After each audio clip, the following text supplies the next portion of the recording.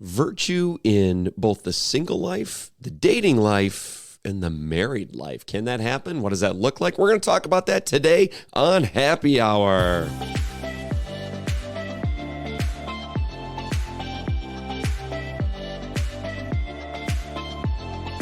Welcome back to Happy Hour, our podcast for young adults here at the Cathedral of the Most Sacred Heart of Jesus. I'm Rick. And I'm Holly. It's Holly! Hey guys, She's back. It's been a hot minute. Yeah. Almost 2 months, guys. I'm sorry. You have had such a break.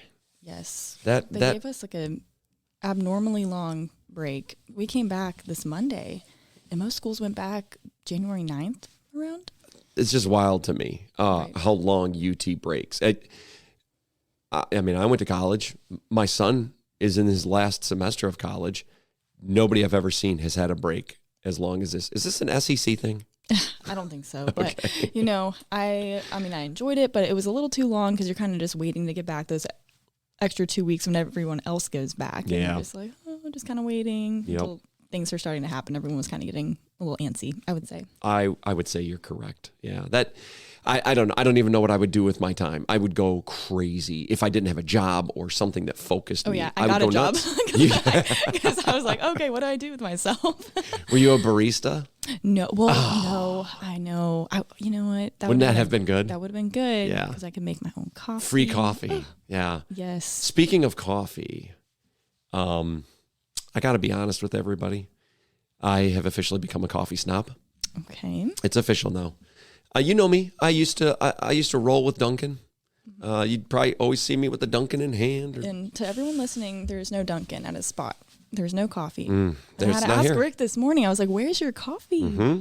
And to which I answered, "I already drank it." But there's an issue, and the issue is, I bought an espresso machine. And the reason I did that, I was down in Miami a few weeks ago for a bachelor party. My best friend's getting married, and I'm his best man. I know. Believe me, the story will tie in. It's a great bachelor party, by the way. If you need tips and tricks on how to throw a bachelor party, DM me. I'll let you know how to roll as a Catholic and a bachelor party. It started with axe throwing, and it ended with praying over my friend who is getting married, who has been on this podcast before, by the way. Oh my goodness! A long time ago, a couple years ago now. Tim has been on this podcast. He's one of the greatest humans I've ever met. I love him, and it was just awesome time to do some real manly things, but also to do some really godly, manly things as well. It was awesome. It was great. Anyway, I stayed over at one of his friends' houses, Lance, and they had an espresso machine. I've had an espresso before, not my thing. Okay. It's too, you know me, I'm wired. Constantly. And then if you throw an espresso at me, I'm like a pinball machine, right? Sometimes you just can't think because your brain is just going all over. 50,000 thoughts at once. It's crazy. But I was a little hesitant to try the Nespresso, but I did. Here's the thing: when I have a Dunkin', it's usually iced coffee cold brew, either one. I dump a little liquid sugar, dump a little creamer in there, good to go, right? Mm-hmm. This, I didn't put anything in. There was a splash of like a gluten-free, I didn't even know what it was, creamer, something. I was like, well, okay, I'm no hippie, but go ahead and throw it in.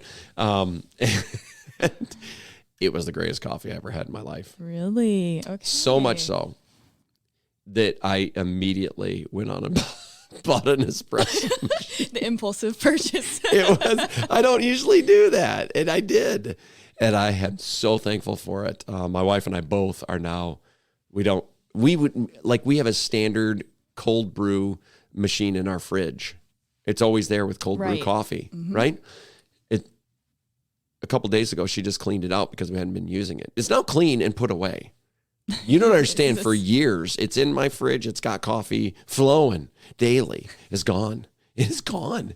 And then I was talking with a couple of young adults last week at our young adult alpha. We had just started up, and I had mentioned that I had an espresso, and a couple others were like, oh my gosh, it's the greatest thing. I was like, what if I bought a machine for here? And so I did. And tonight we're going to unveil it at our Young Adult Alpha, which, by the way, if you haven't been to our Young Adult Alpha, this is kind of the last week to join us. If you're new, it's our third one. It's great. It's wonderful. You can pick right up and pick right in. Just come on down, 7 o'clock at the Youth and Young Adult Center. Join us. There's an espresso now. And I have talked way too much about it already, but no, I'm excited. But I'm telling you, be our sponsor. They really should should. give, Unofficial. A few more, so that give us a few pods, Nespresso. Yeah. I know you're listening. Obviously, we'll take some. But it is truly a new. So here's real quick. I'm so sorry to keep talking about this, but it was so funny. So last night we had middle school youth group and got all the middle schoolers in there, and there's this moment of like dead silence, and we're really, because we're talking about death and life, not life and death, but death and life, because we were looking over the story of Lazarus, right? He dies, and Jesus does nothing for 4 days, like nothing. What and we're like, doing, why? Jesus? This is your bro. Like, you could have said, go back to him. He's healed. You weren't even there, and he didn't. So we're talking about this in this real low moment, like, whew. And all of a sudden we hear this noise from the kitchen. And I thought, honestly, I thought it was a train going by, like in a distance or something. It wasn't super loud, but you could tell. And then I thought, oh my gosh, it's somebody's phone. And I was like, what is that? And I said out loud, what is that noise? And apparently one of our volunteers was in the kitchen making an espresso at the wrong moment. And she was so embarrassed. She never came out of the kitchen. I felt bad, but because I was like, what is that noise? And then eventually somebody said, oh, I think it's the Nespresso machine. And I go, oh, well, that noise is okay because it's a sign that God exists of the Nespresso machine. It was just really funny. Anyway, come tonight. You'll get an espresso. It'll change your world. Although you won't hear this until after tonight. Yeah, so I don't know why. Maybe the next time. Whatever. The next time we have an espresso machine, right. It's beautiful. So anyway, I'm on Nespresso. It's changed my life. This is not what we're talking about today, but it is what we're talking about today. I'm so sorry. But it's so good, Holly. Hey, it's good. Rest is good. Yes. Being rejuvenated. Oh, always so a good. great thing. You know what? Here's what we'll do.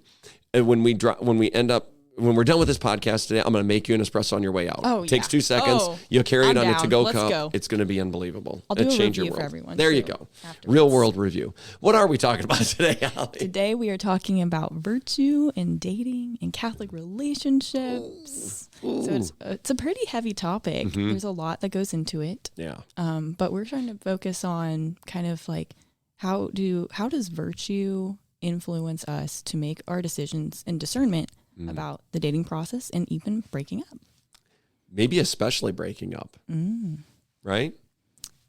You're going to do that more than you're going to marry somebody. Right. That's going to happen a lot more times, or just saying no to a person. That can be hard. All the PSA to all the women out there. I think all of you guys know sometimes how hard it is to say no to breaking up because you don't want to hurt someone's feelings. Right. And we're going to talk more about that today as well. Yes. We're even going to give you some tips and tricks on how to prepare yourself for that so that when you get in the moment, it's just natural. It's a lot easier because you've practiced. Right. I love this. I'm so excited about this stuff. I haven't been in the dating scene for, it's been a hot sec. Rick's been in the married scene. That's right. For over a couple of decades. So it's a different world out there, but what we're going to speak about still speaks to what's going on in today's world. So we ran across this article from Focus, and I loved it. It's short.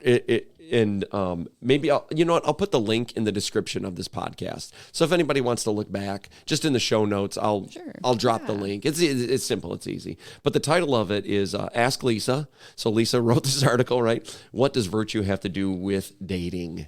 And she comes at it from such a different perspective that it really caught my eye. She's actually going to help through the lens of breaking up. And we're going to deal with the 4 kind of moral virtues rather than the theological virtues today. We can go and do the theological virtues later, but the 4 moral virtues that we're going to deal with are what, Holly? Are prudence, justice, fortitude, love it, and temperance. Ooh, that last one's going to get us. I'm telling you, stick around to the end of this podcast because that one... It's the hit. It's the big hit. It is. Stick around. We're going to build up to it. But first, she opens the article with talking about David. Probably most people, whether you're religious or not, know the story of David and Goliath because it's about the little guy beating the big guy, and everything's on the line in this one, right? Like it's the battle for kingdoms. This is it. Like whoever loses, you're done. You're gone. And so. If you don't know the story, I'm pretty sure you do. But to recap real quick, little shepherd, little Davy, little Davy, been watching them sheep. He about to come in the scene and drop some knowledge on some people and drop a couple stones. Well, just one on this big giant mammoth Goliath, right? So he comes up, slingshot, boom. Knocks him over, wins it all for the Israelites. It's great. Like Rocky and the Russian, if anyone knows that one. Oh, my gosh. My favorite Rocky movie. Don't get me started. Rocky 4. It's my favorite. Dolph Lundgren's the Russian. Sylvester Stallone, of course. Oh, it's so good. The if you haven't seen it, story. watch that. Yes, it is that. So, but she comes through this article, she comes at the angle of why could David even do that? What made him so good at the slingshot? Knowing that he could, and he was confident, like step in and do it. It's because he had practiced for so long, right? How to do this. So when the moment came, it was second nature. Right. He didn't even have to think about it. He knew what to do. Right. He had that skill set already developed. He had developed those virtues, and courage especially.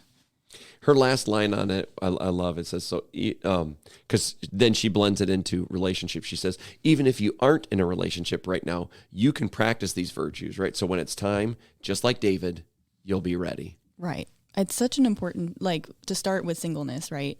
Because that's kind of where you are. Even in dating, you're kind of single until you commit to, that's right. Boyfriend-girlfriend status, right? Yep. So it's really important, too, to just remember that is the time that your, I guess people work on yourself kind of quote comes from. And it's so true because you have way more time when you're single to develop yourself, just know more about yourself and your vocation before you get into dating. Because I can say that too. I was able to do a lot of things too and just realize that, I'm really passionate about serving in nonprofits. And I was able to do that independently. Now you can do that with someone else too, but I knew for myself, that's what I like to do with no reservations attached almost. So definitely take that time to really get to know yourself beforehand.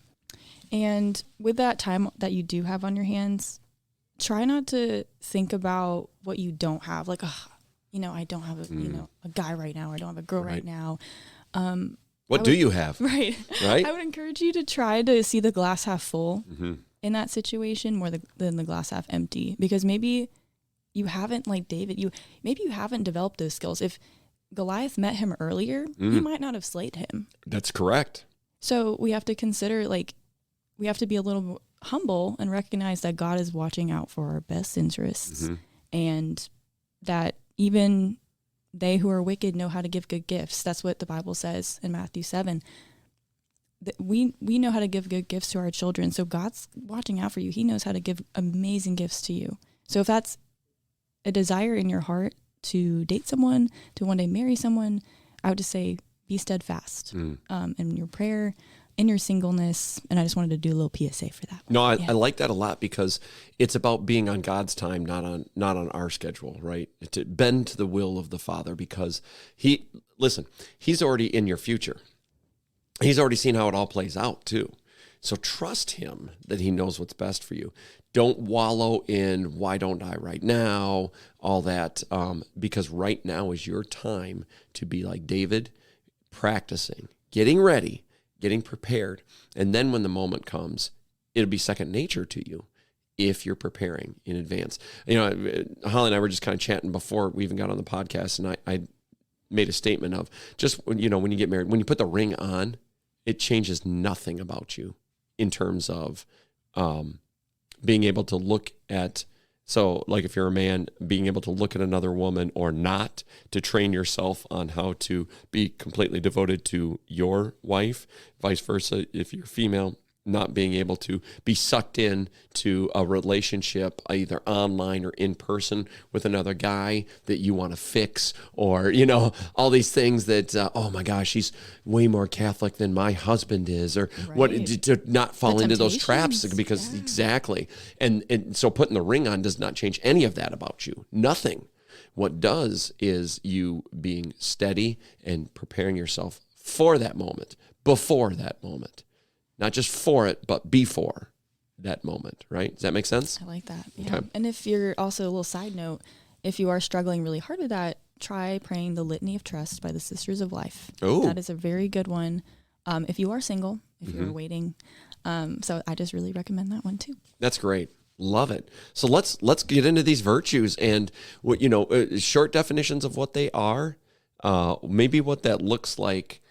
In terms of, again, in this article, it talks about breaking up with these virtues. And I really like it because, again, some of these, you don't get to some of these because of the fear of breaking up or the inconvenience of breaking up, really. Because sometimes it's just a lot more convenient. Someone else is serving you. Yep. Like, and you're, like, you've done it, you're in a groove. Even if it's a bad relationship, a lot of people stay in them because it's just, this is what I do. And it'd be so much harder to get out of this groove than it is to stay in it. Even though it's bad, it's just easier. And this is what I know. So we're going to help you.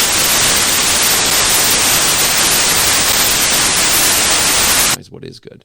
Why don't you take us down the road of the first one here, Holly? Sure. Prudence. What is prudence, and what can that look like in a breakup? But how can you prepare yourself for all that? Like, what are some tips and tricks? So prudence, it's knowing what is right and wrong, and it's almost synonymous with wisdom. I would say. So I would say so. If you need another word synonym, wisdom would be it. Yes. And it's kind of like where it's a discernment thing. Because is this person right for me?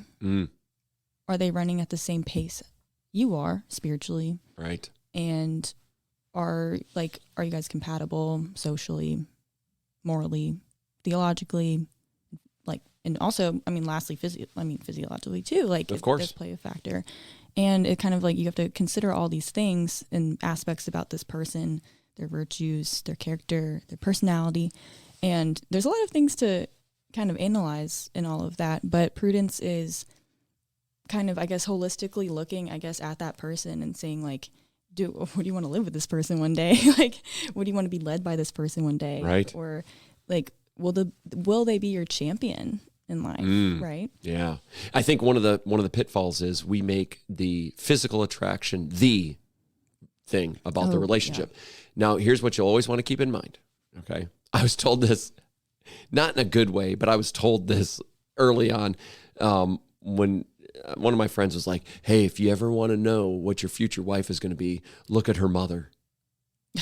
I've heard that one. And they're talking about that physically. Right. It had nothing to do with who the person was. It had everything to do with physically. So if you want to be with that girl when you're older, just look at her mom. That's who you're going to be with. That's a common one, yeah. But what great advice that was, because it made me think not of the physical only. It made me think of who is the person. Who raised that girl? That's who raised that woman? Because in 20 years, in 30 years, the looks fade and you're stuck with the person.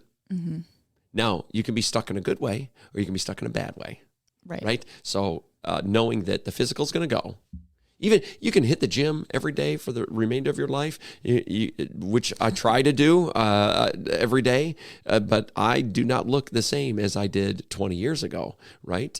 So my wife is stuck with me. Mm-hmm. One way or the other, she's stuck with me. So that's that. But that's a good thought of not making the physical the determining factor. It is a factor, but it is not the factor. So I like that you said that. That's good. So in a breakup, that can be difficult, right? Acknowledging that, because again, in this article, it talks about this is that point in the relationship where you realize that it's no longer right and you have to break it off. What are some tips and tricks about how to prepare yourself for that time? What are some things you can do? Well, let's see. Speaking from experience in the past, praying.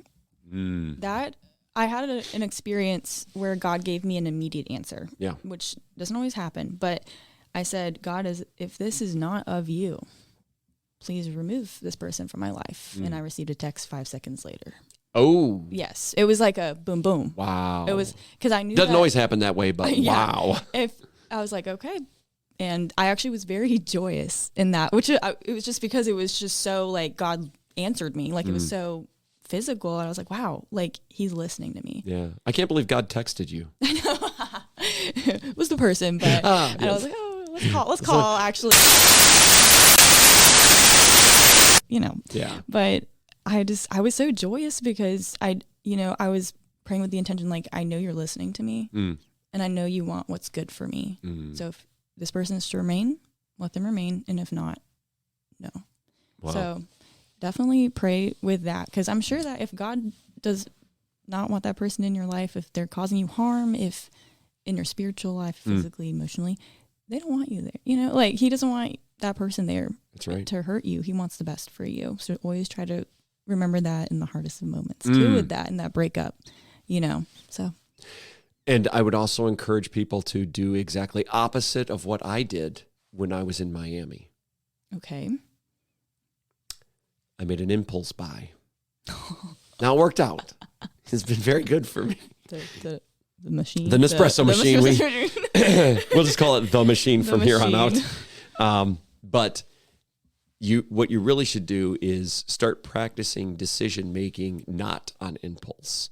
So let's say, for instance, you want a new car, right? Sure. Then all of a sudden you like open up your phone to an app or whatever, you see it and you say, oh, that's the one. Boom. It looks good. Looks great. Boom. Done. Or you need a new phone or the new phone just came out and you just boom. And you've done no research on anything and you just impulse buy, or you're in the store. And this is the worst one. And I worked in retail, so I know this.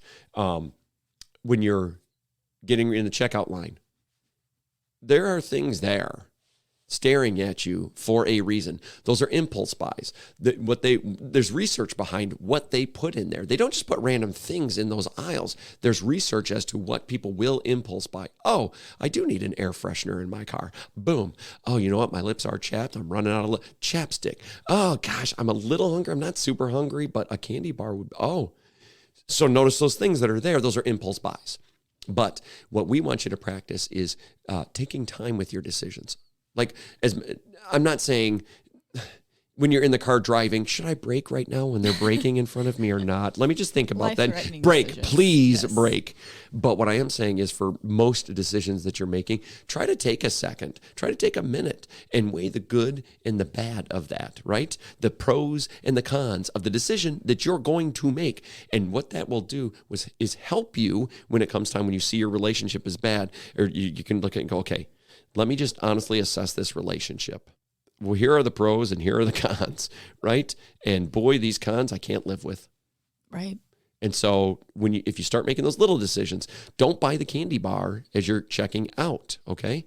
Don't buy the first car you see. Just right away, do some research in the same way with your relationship. Right. And I guess last note about prudence, it kind of, from what you were saying too, it kind of reminded me of like with impulse buys and like not looking at what the details are, the list that comes with it. You know, there's a lot of information that you probably should read there. Yeah. You've probably made your own list in your head. About I've got lists. Yeah, right. There's so many, you know, it's the list that you make and just grocery shopping to, you know, other like, oh, my kids needed all these things from this, you know. Right. I would say that you've made probably a list in your head of characteristics you want in somebody. Don't compromise that. Right. Please don't, because you won't be happy, and you might stick in a relationship for 3 years and you're not happy and you're just kind of doing it, going serendipity, going with the flow with whatever that is. Yep. And it's not going to fulfill you if it's not what you want. Right. And we're talking qualities of the person, not, well, my guy is going to have blue eyes and my guy's going to have blonde hair and my guy, you know, that, listen, those things are not going to matter in the end. They can be a little tiny bit of a factor, but trust me, it's the quality of the person that wins every time. Their blonde hair is not going to help you get to heaven. No. Their blue eyes probably won't either. No. It might make you dream of heaven, but it will not get you there. Okay. I like that. Okay, let's talk about the next one, which is fortitude. No, I'm sorry. I skipped over justice. I do not want to skip over justice. I apologize. So prudence was number one. Right. Justice is number two. Let's talk about justice for a second, because we live in a society that very much, when we hear that word justice, I want justice. Mm-hmm. Well, that statement alone, those three words, I want justice, is I think how we think of justice. It's about me. It's about the justice owed to me. It's not fair. I have to be whatever. You got to give me. It needs to be made fair to me. But here's the thing. Justice is not just about what's fair to you. It's about what's fair to the other person, right? And so when we're talking about justice, it is an equal partnership. Is this really just for them?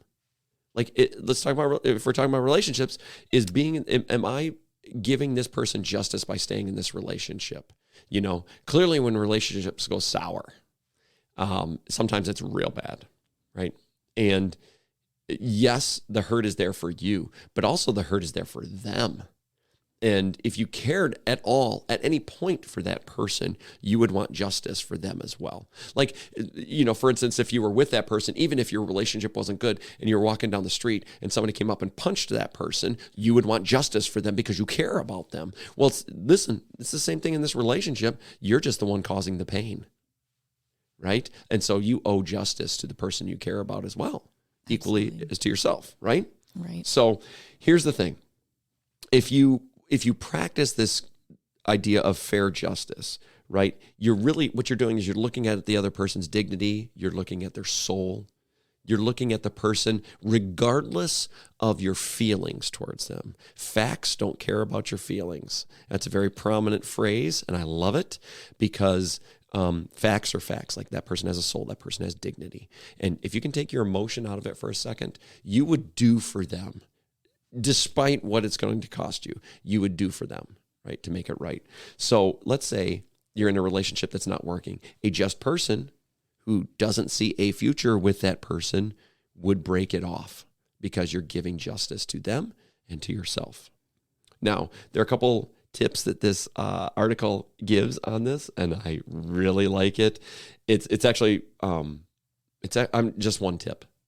But listen closely, because this affects all of life. Ready? To practice this virtue, work on loving people for who they are, not for what they can give you. Ooh. Wow. Whew. We're very selfish in nature as people. Mm-hmm. So that's kind of what, a lot of people do. Like, okay, what can this person give me good feelings? A dinner on Fridays? I don't know. Yeah.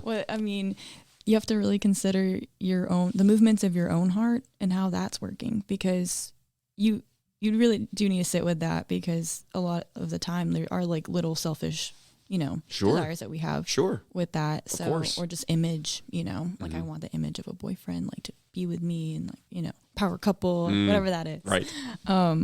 So it's really important to meditate with that and pray with that.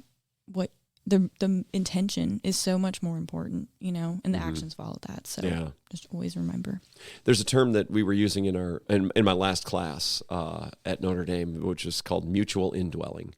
And the idea of mutual indwelling is because you love someone so much, what you want, your good, is their good. Because you love them, whatever it is that is best for them is what is best for you, and vice versa. Could you imagine a relationship where you cared so deeply for that person and that person cared so deeply for you that each of you said, everything that I want to do, everything I want to accomplish is exactly what you desire. Whatever it is, whatever you desire, what is for your good, is exactly what I want to do with my entire life. That is my purpose now. I am here. The fulfillment of my life is actually the fulfillment of your life. Could you imagine a relationship like that? That's beautiful. Oh. If you're there, consider engagement. That sounds pretty good right there. Yep, skip to the end on that one. That's when they're the quote unquote the one. But that's a whole nother podcast. But yes, it is. But that's really a great way to be thinking about it. We have that relationship with God. Well, on His end, right? He wants our good, period. He desires our good. What does God need to desire anything? He's perfect. He's God. He does not need us. He does not need anything from us, but he desires our good. Wow.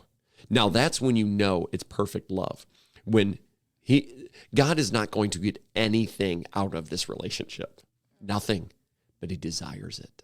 Right. That's true love. Perfect, immaculate love. I love it. Okay. All right. We got to move on. All right. You got the next one, fortitude. Right, fortitude. Also synonymous with courage, I would say. The article says, for example, they are not afraid to break up with someone because they don't want to hurt their feelings. Ooh. Or because they are afraid that if they do, they will be mad at them. Mm-hmm.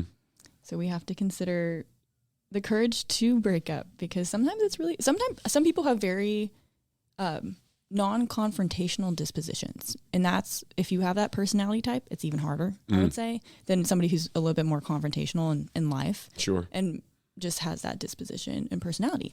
So sometimes some people have to work harder, I feel like, for this fortitude. Some people have dated a lot before, and it's easier to say no because practice, right? Of course. If you haven't done it before, first no, I guess, it's going to be harder. Yeah.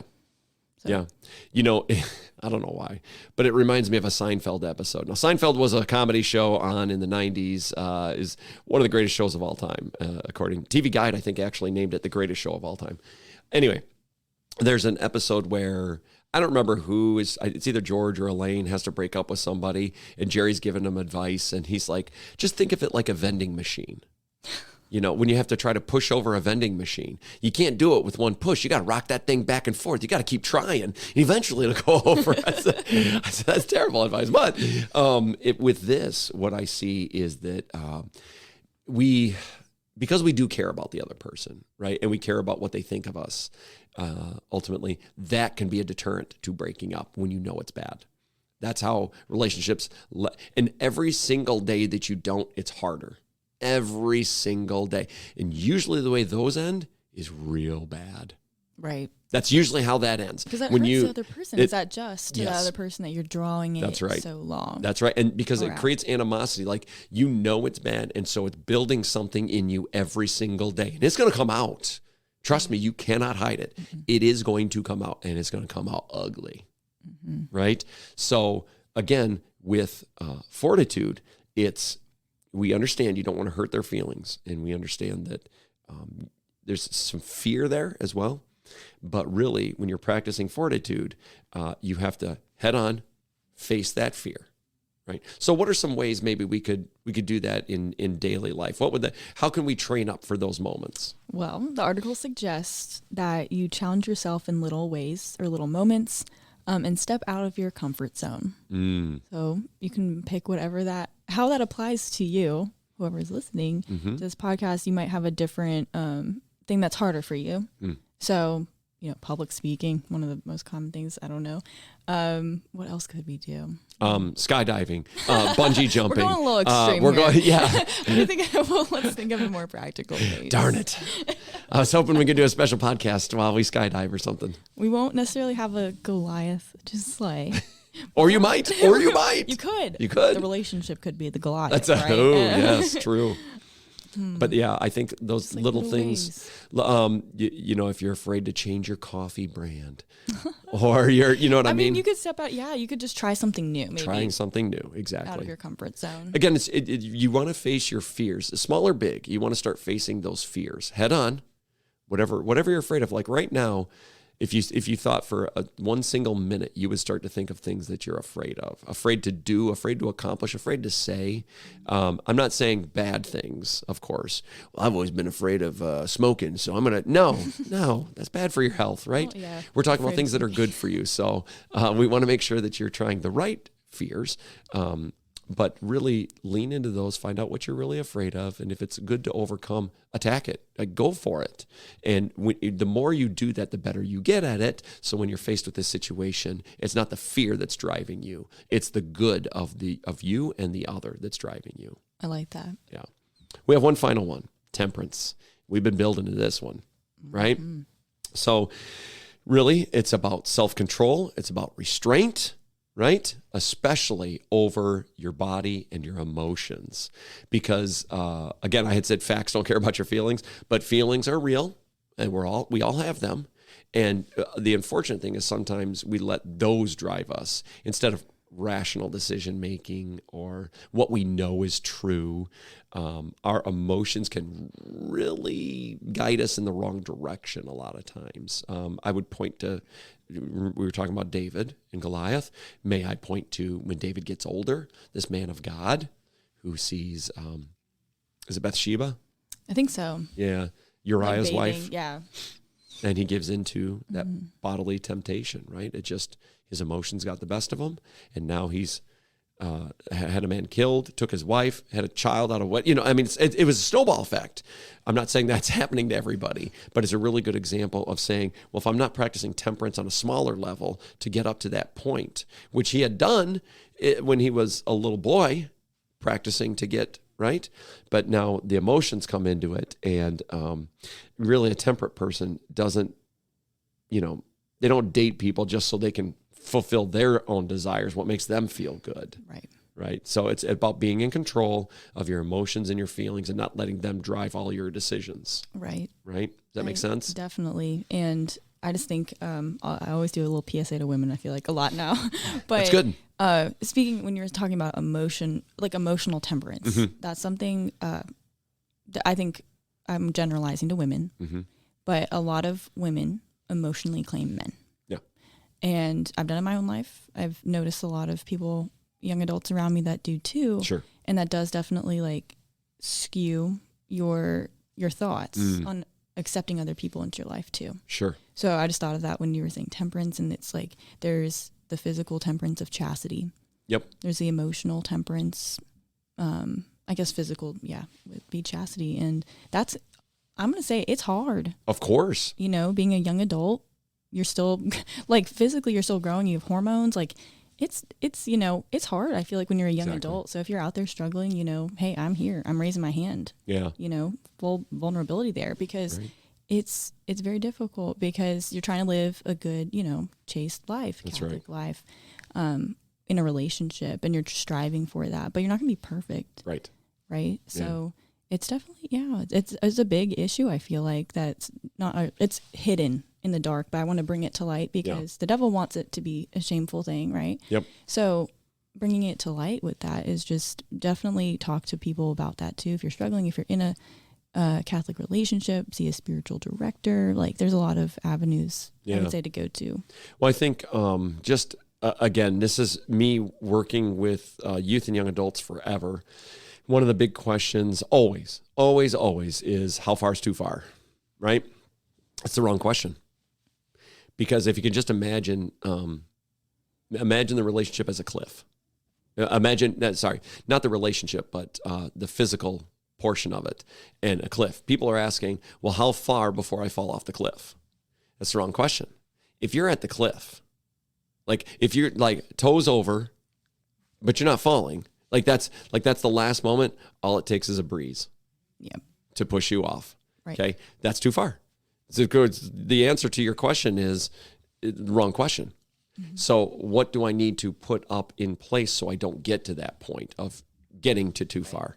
And, I think the article talks a little bit about, hey, listen, if you're getting too physical, either know, and you can't control that, or you feel like you can't control that, then either you need to break it off, or you need to set some boundaries, such as, well, okay, we're not going to be alone together in a dark room. Right. Like, it does. Duh. Yes, that's a really good. That's very good. Easy thing. Right? Because that's too easy. All of our dates are going to be where anybody can walk into us at any moment. Yes. Right? Not the other way around. Right. So because when you get in the moment, you're right. You're still growing, hormones, desires, all these things.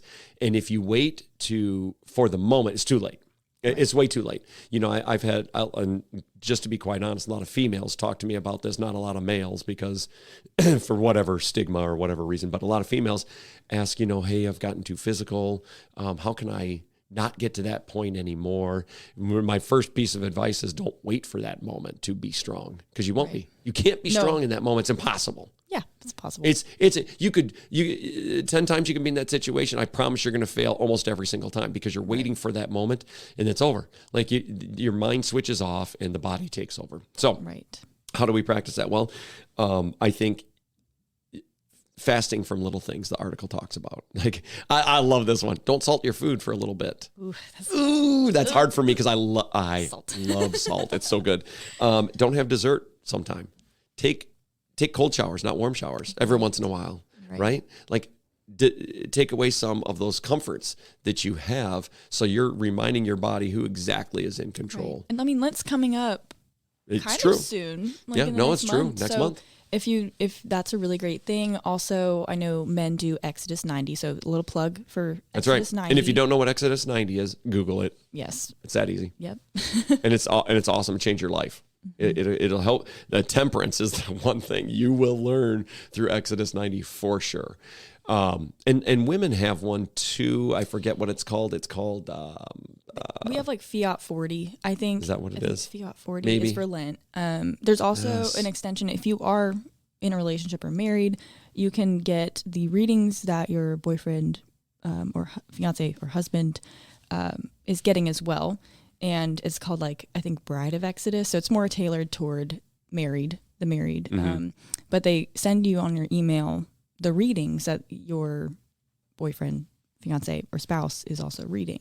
So it's like you can kind of keep up with what they're doing. Right. What they're reading. You can do a devotional together. That's awesome. You could you don't join in their, I guess, what they're doing. It's more tailored towards men. Right. Exodus 90.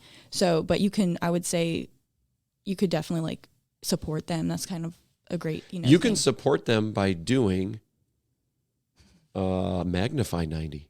Oh, I haven't heard of Magnify 90. Oh, Magnify 90 is a program that was created for women in response to Exodus 90. Oh. Exodus 90 is tailor-made for male spiritual, mental, emotional, and physical needs, while Magnify 90 is tailor-made for female spiritual, mental, emotional, and physical needs. That. There you go.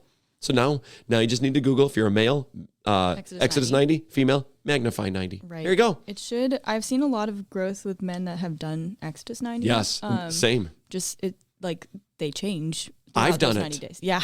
My sons have done it. 100% you feel the difference. It starts to fundamentally change you, which is what you want, right? Because the world has fundamentally changed you. And now it's time to reclaim who you were created to be. And you can do it in 90, it doesn't take 90 days. That's a drop in the bucket. That right, my New Year's resolution that's a whole year that you're gonna be working on that. I'm saying take 3 months. I'm saying let's chop that into a quarter of that time. You want your world to change? Do Exodus 90 if you're a male. Magnify 90 if you're a female. It will rock your world. You'll be so much better for it. And if you are in a relationship, I would say partner up and do that. Right? The male does Exodus, the female does Magnify. You do it together, you start together, you end together, and when you come out of that together, you come out of it, yes, separate tracks, but you come out of it stronger as a couple. Right. I bet yeah. You would come out so much stronger. I haven't done it in tandem with someone yet. I'll have to look into that Magnify 90. That's cool. Let's go. I'll be doing That'll it be with great. out there. I'll start that. There you go. Oh, I love that. That's a good idea. So really, let's just one last time talk about those 4 virtues that or just mention what 4 virtues they are. Prudence. We talked about justice. And remember, prudent is like the wisdom. Justice is not just justice for you, but justice for the other. Fortitude. Ooh, courage, right? Overcoming fears. And then temperance, which is really being in control of your body, over your emotions, over all that, you're in control. So let's practice those 4, whether you're single, in a relationship. I think the term is you're talking. Yeah, right. There's a lot of levels here. there's I could probably mention all the different levels, right? You're single, you're talking, you're dating, you're committed, you're even married. All these things you still have to work on because we're humans and we need that work till we get to heaven. And that's our goal of this podcast, is to help you get to heaven. That is the ultimate goal of why we do this, right? Yes. That's it. So, okay, this was an extra large episode, and that's okay. We don't do these often where it's extra large, but this is an XL.